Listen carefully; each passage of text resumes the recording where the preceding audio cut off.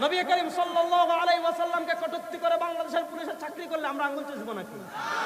আঙ্গুল সোজা থাকতে তাকে বরখাস্ত করে আইনের আওতায় আনুন।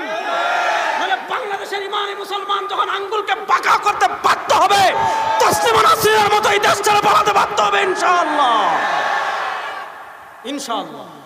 সুতরাং আমাদের দাবি পরিষ্কার, আমাদের দাবি পরিষ্কার, কোনো কথাবার্তা নাই।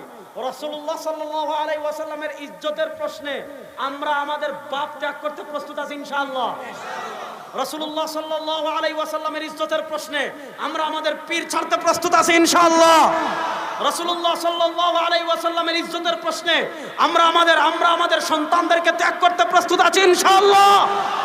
সুতরাং বাংলাদেশে শাহবাগীরা যেমন বাংলাদেশে প্রতিষ্ঠা করতে পারে নাই, শাহবাগীদের বিরুদ্ধে সারা দেশের তাওহীদি জনতা যেমন ভাবে ঐক্যবদ্ধ হয়েছিল শাপলা চত্বরে, ইনশাআল্লাহ যদি এই নাস্তিক কুলাঙ্গার